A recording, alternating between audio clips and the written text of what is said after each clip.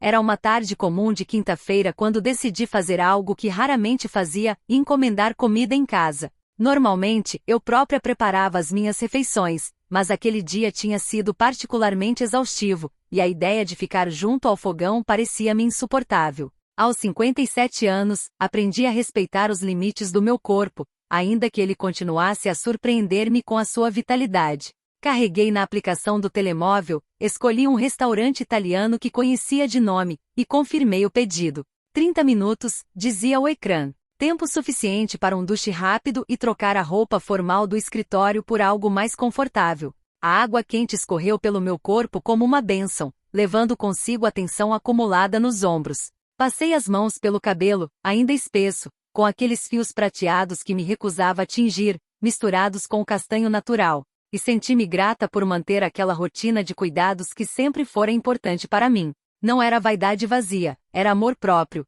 uma forma de honrar esta mulher que eu tinha construído ao longo de décadas de escolhas, algumas acertadas, outras nem tanto. Envolvi-me numa toalha macia e dirigi-me ao quarto. O ar-condicionado estava desligado, e o calor de agosto em Lisboa entrava pelas janelas abertas, trazendo consigo o cheiro característico da cidade no verão. Uma mistura de maresia distante, jacarandás em flor e asfalto aquecido. Escolhi um vestido leve, de linho bege, que me chegava aos joelhos. Simples, mas que caía bem no meu corpo. Não esperava ninguém além do entregador, mas havia algo em mim que nunca permitia o desleixo, mesmo na solidão do meu apartamento. Estava a passar creme nas pernas, aquele ritual que me acalmava, o movimento circular das mãos sobre a pele ainda úmida, quando o telefone tocou. Era uma mensagem da aplicação. O seu pedido está a chegar. Miguel estará aí em 2 minutos. Miguel. Um nome comum que não me dizia nada. Calcei as sandálias rasteiras e dirigi-me à porta com a carteira na mão.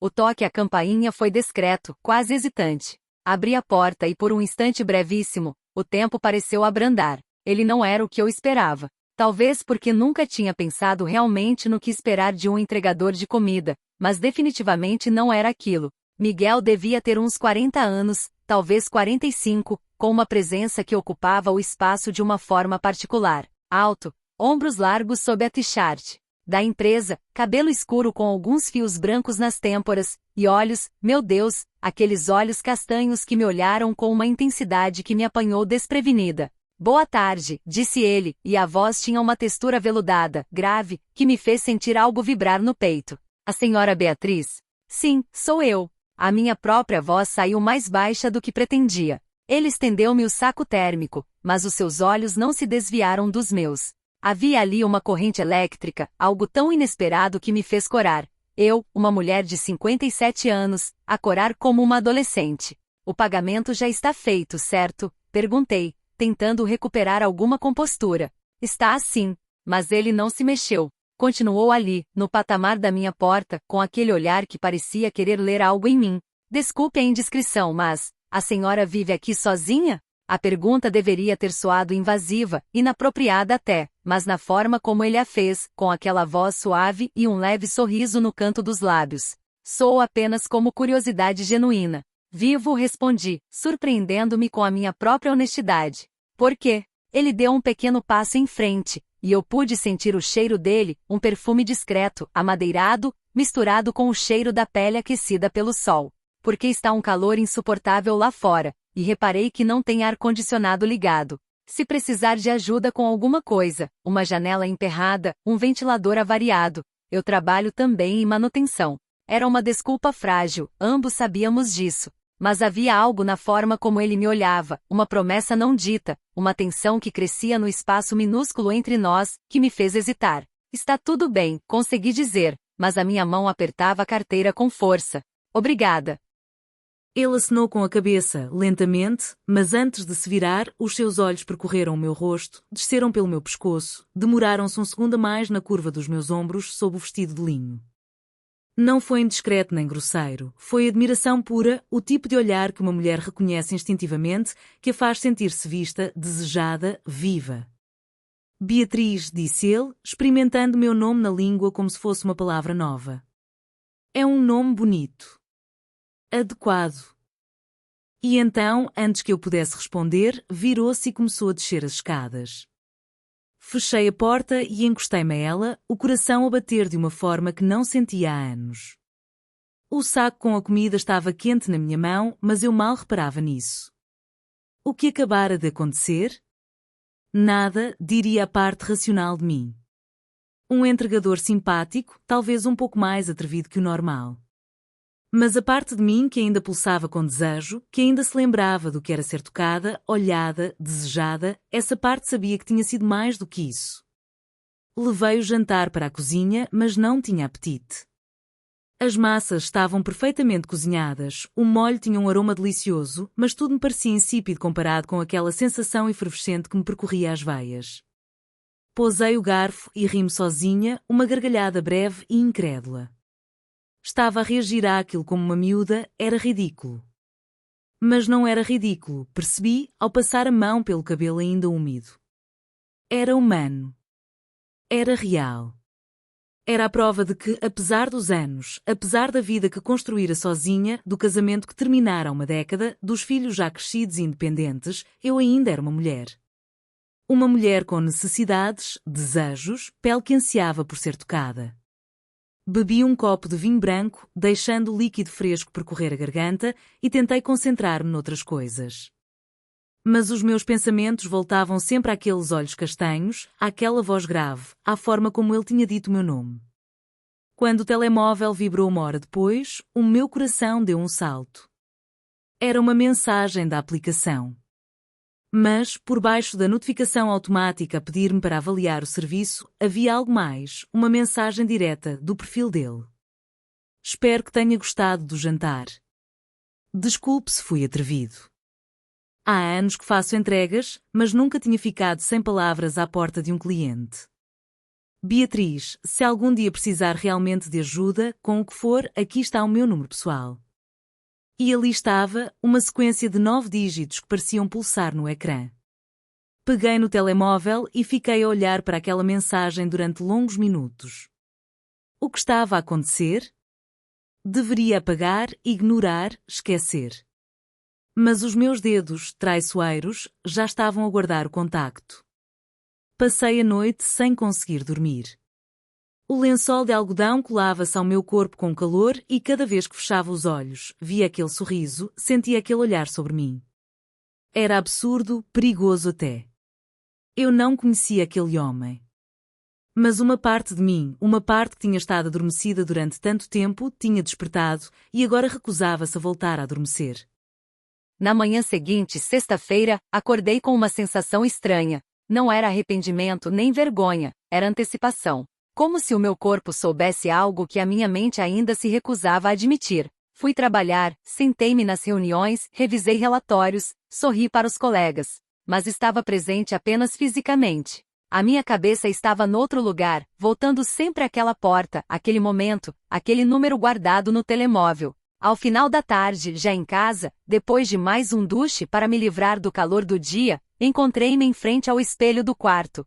Observei-me com atenção, algo que não fazia há muito tempo, não desta forma. O meu corpo tinha mudado, claro. Não era a jovem de 20 anos, nem a mulher de 30 que dera à luz os seus filhos. Mas havia uma beleza diferente ali, percebi. A pele tinha aquela maturidade que só o tempo traz, suave mas com caráter. Os meus seios tinham descaído ligeiramente, mas ainda eram fartos femininos. A curva da cintura até as ancas tinha aquela generosidade que sempre me caracterizara. E havia uma confiança no meu olhar, uma profundidade que não existia quando era mais nova. Não era vaidade. Era reconhecimento. Eu ainda era desejável. Ainda era capaz de provocar aquele olhar em alguém. O telemóvel estava na cômoda. Peguei nele antes de poder pensar demasiado. Olá, Miguel. Sou a Beatriz. Obrigada pela mensagem de ontem. Foi inesperada. Carreguei em enviar antes que a coragem me abandonasse. A resposta chegou em menos de 2 minutos. Beatriz. Estava à espera que não respondesse. Fico feliz por ter respondido. Como foi o dia? Simples, direto, sem jogos. Algo nisso agradou-me. Seguiu-se uma conversa. Nada de extraordinário à superfície. Ele contou-me que fazia entregas à noite e fins de semana para complementar o ordenado da carpintaria. Que tinha uma filha de 16 anos, que estava divorciado há 3. Eu contei-lhe sobre o meu trabalho na consultoria financeira, sobre os meus 2 filhos já adultos, sobre como a casa parecia demasiado grande e demasiado silenciosa desde que todos tinham saído. Mas por baixo das palavras, havia outra conversa acontecendo. Cada mensagem carregava uma eletricidade, uma promessa. Ele enviou-me uma fotografia, estava sentado no parque, com o pôr do sol atrás dele, e o sorriso era genuíno, desarmante. Eu respondi com uma minha, sentada na varanda com um copo de vinho, e senti-me simultaneamente ridícula e empoderada.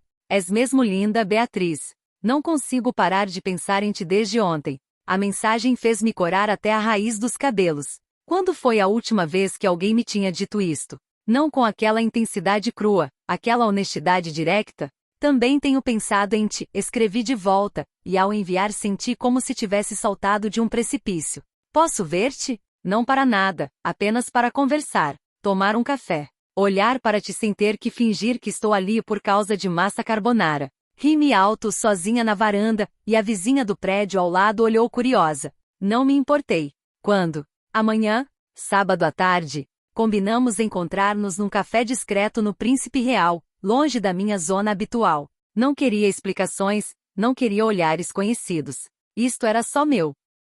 Sábado chegou envolta numa névoa de nervosismo e excitação que eu não sentia há décadas. Mudei de roupa 3 vezes antes de sair. Primeiro um vestido floral que pareceu demasiado óbvio. Depois calças de ganga e uma blusa branca que pareceram demasiado casuais. E finalmente um vestido de corte simples azul marinho, que realçava os meus olhos sem parecer que estava a tentar demasiado. Prendi o cabelo num apanhado solto, deixando alguns fios caírem naturalmente.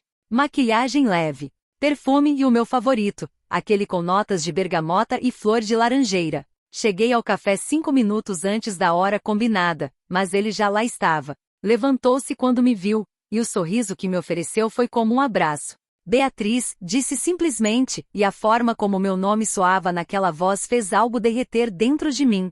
Sentamo-nos num canto mais reservado, e durante as primeiras conversas mantivemos as distâncias. Falamos de filhos, de trabalho, de Lisboa e das suas mudanças. Mas os nossos joelhos tocavam-se por baixo da mesa, e cada toque acidental enviava ondas de calor pelo meu corpo. As mãos dele estavam pousadas na mesa, e eu não conseguia parar de olhar para elas, mãos fortes, de trabalhador, com algumas cicatrizes de carpintaria, mas com dedos longos e elegantes. Posso fazer-te uma pergunta? Disse ele, inclinando-se ligeiramente para a frente. Podes. O que é que uma mulher como tu, interessante, bonita, claramente bem-sucedida, está a fazer a encontrar-se com um entregador de comida divorciado? A pergunta podia ter soado a autodepreciação, mas não foi assim que a ouvi. Foi honestidade. Uma mulher como eu, comecei, segurando o copo de café com as 2 mãos, passou demasiado tempo a fazer o que era suposto fazer, a ser a esposa perfeita, a mãe dedicada, a profissional competente. E um dia acordei e percebi que tinha 57 anos e já não me lembrava da última vez que alguém me olhou da forma como tu me olhaste naquela porta.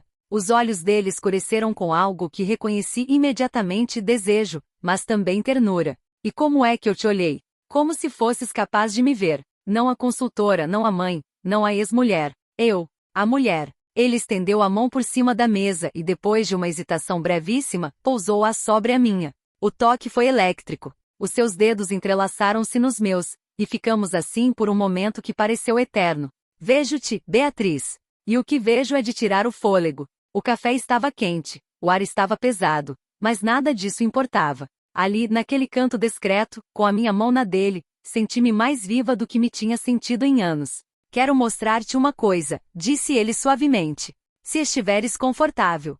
O meu ateliê de carpintaria não fica longe daqui. É sábado, não está lá ninguém. Eu gosto de trabalhar com madeira. Cria coisas bonitas. E queria que visses. Devia ter hesitado. Devia ter pensado 2 vezes. Mas algo em mim já tinha decidido, talvez desde o momento em que abri a porta na quinta-feira. Leva-me. Caminhamos pelas ruas do Príncipe Real, subindo a calçada portuguesa, e ele nunca largou a minha mão. As pessoas passavam por nós, casais jovens, famílias, turistas, mas eu sentia-me invencível. Estava ali aquela mulher madura, de cabelo prateado e vestido azul marinho, de mãos dadas com um homem que a olhava como se fosse a coisa mais preciosa do mundo. O ateliê ficava numa rua secundária, num rés do chão antigo transformado em oficina. Quando ele abriu a porta, fui imediatamente envolvida pelo cheiro, madeira fresca, verniz, serradura. Era um cheiro honesto, terreno, que me fez sentir estranhamente segura. É aqui que passo a maior parte do tempo livre, disse ele, acendendo as luzes. É o meu santuário. O espaço estava cheio de peças em vários estágios de conclusão, uma mesa de jantar elegante, prateleiras esculpidas, um armário com portas intrincadamente trabalhadas. Havia beleza ali, uma beleza criada por aquelas mãos que agora me guiavam pela oficina.